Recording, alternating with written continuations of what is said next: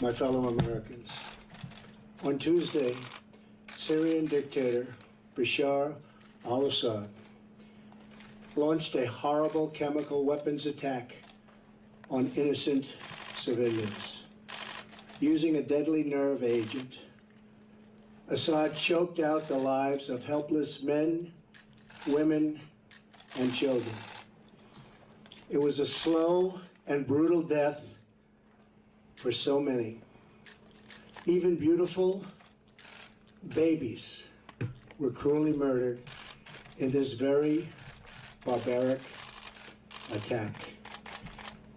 No child of God should ever suffer such horror. Tonight I ordered a targeted military strike on the airfield in Syria from where the chemical attack was launched. It is in this vital national security interest of the United States to prevent and deter the spread and use of deadly chemical weapons. There can be no dispute that Syria used banned chemical weapons, violated its obligations under the Chemical Weapons Convention, and ignored the urging of the UN Security Council. Years of previous attempts at changing Assad's behavior have all failed, and failed very dramatically.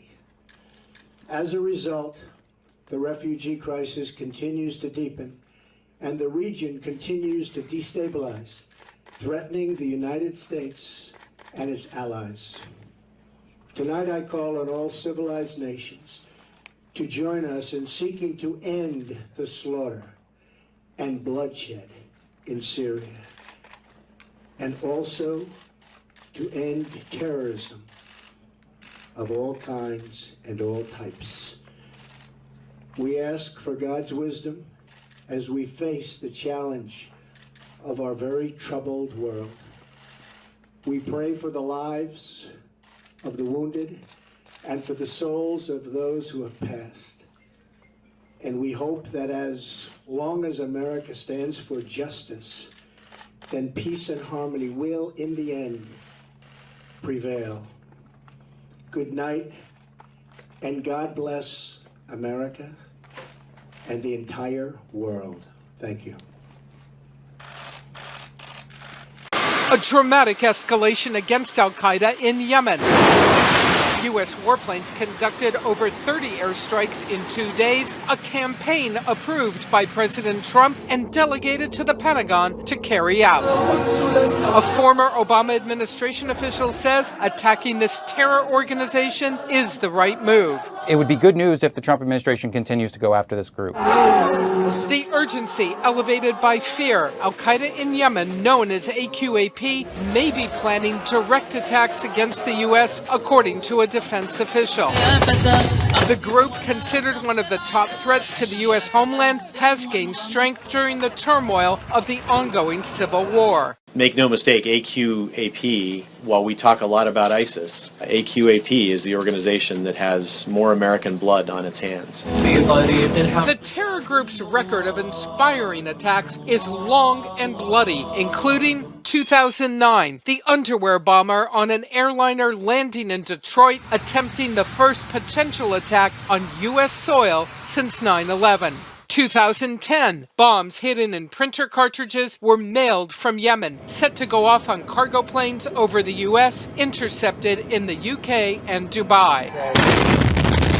2013, the Tsarnaev brothers at the Boston Marathon, said to be inspired by AQAP's online magazine. 2015, the attacks against the Charlie Hebdo cartoonist offices in Paris. More U.S. military action is planned, in addition to the 3 missions already conducted. On March 3rd, 10 airstrikes were carried out in 3 al-Qaeda strongholds. On March 1st, more than 30 airstrikes in the same regions. On January 29th, that controversial raid that killed Navy SEAL William Ryan Owens and several civilians and did result in vital intelligence, U.S. officials insist. There are oftentimes a lot of value in getting access to Al-Qaeda's own internal information. It gives you a lot of insight into how they're thinking strategically, operationally, and tactically.